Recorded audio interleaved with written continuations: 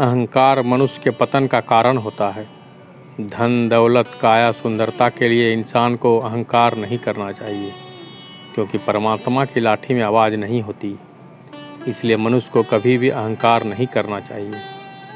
ये उद्धार पंडित राजवीर शास्त्री ने अपने गांव में चल रही श्रीमद् भगवत कथा के दूसरे दिन व्यक्त किए।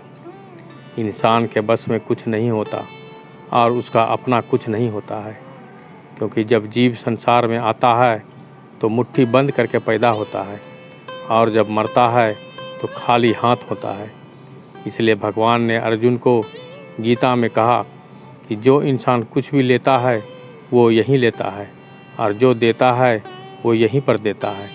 न कोई साथ लेकर आया है और न कोई लेकर जाएगा। इंसान के साथ चलते हैं तो उसके अच्छे व बुरे कर्म।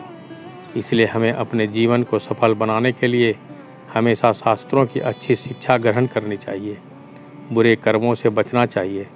शास्त्री ने कहा कि दान में बढ़ चढ़ कर भाग लेना चाहिए, क्योंकि दान की जड़ हमेशा हरी होती है। अहंकार से पतन होता है। राजा दक्ष ने अहंकारवश शिव जी का अपमान कर दिया तो मृत्यु को प्राप्त हुआ तथा बाद में बकरे का शीश लगाकर यज्ञ पूरा किया। ध्रुव भक्त ने मात्र 5 वर्ष की आयु में ही भगवान को पा लिया। इसीलिए भक्ति करो तो ध्रुव जैसी और दान करो तो राजा मोरध्वज जैसे करो।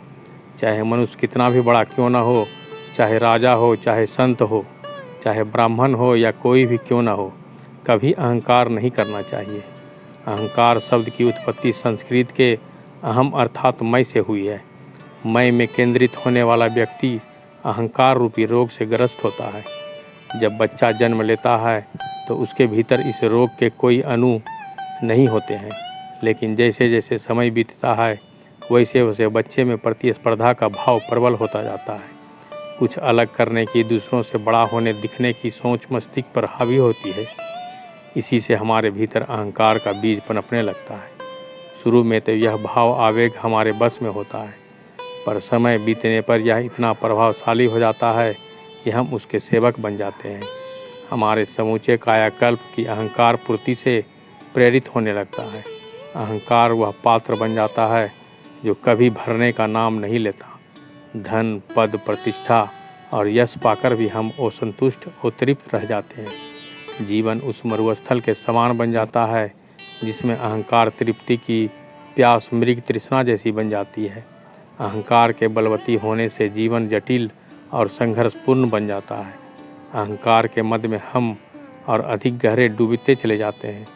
असंतोष, ईर्ष्या, लोभ, क्रोध अहंकार रूपी रोग के ही लक्षण है। अहंकार के चक्रव्यूह को तोड़ पाना आसान नहीं है। इसके लिए सर्वप्रथम मन प्राण से नम्रता, समर्पण और त्याग की सीढ़ी पर पांव रखना आवश्यक है। क्योंकि अहंकार का घर कपाल में छिपे हुए मन मस्तिष्क में है। शायद इसीलिए हमारे पूर्वजों ने अनेक ऐसे धार्मिक अनुष्ठान को रचना की है जिनमें हमें अपना सिर झुकाना पड़ता है। प्रतीकात्मक दृष्टि से देखें तो नारियल फोड़ना, केस मुंडवाना आदि सभी अहंकार को चूर करने की निशानी है। अहंकार से छुटकारा पाने की अगली सीढ़ी है मृत्यु बोध। हम जिस सुंदर शरीर, सांसारिक उपलब्धि और पद प्रतिष्ठा पर गुमान करते हैं वे सभी क्षण भंगुर है। फिर भी हम उन्हें पाने के लिए गलत काम करने से नहीं चूकते। पर जब हमारे भीतर यह अंतर्ज्ञान जाग जाता है कि मृत्यु ही जीवन यात्रा का अंतिम स्टेशन है, तो अहंकार का भाव समर्पण में होम हो जाता है। इसके अलावा हृदय में प्रेम का दिया जलता है। अहंकार के रोग से मुक्ति पाना आसान होता है। प्रेम की लौ से अहंकार का अंधेरा अपने आप ही छट जाता है। यदि इस दीपमाला में प्रेम के साथ साथ समर्पण का दिया भी जल उठे तो अहंकार रोग पास नहीं फटक पाता। मानवता का दिव्य प्रकाश चारों दिशा में अपनी रोशनी फैलाने लगता है। हम अपने भीतर छुपे अहंकार के अंधेरे को जीत लें तो यह संसार अपने आप स्वर्ग सरीखा हो उठेगा। उसमें ना कोई छोटा होगा, ना कोई बड़ा, ना कोई निर्धन होगा, ना कोई धनी, ना कोई राजा होगा, ना कोई रंक। सभी अपनी अपनी कार्यक्रम में लीन रहकर ही जीवन का सच्चा सुख भोग लेगा। धन्यवाद।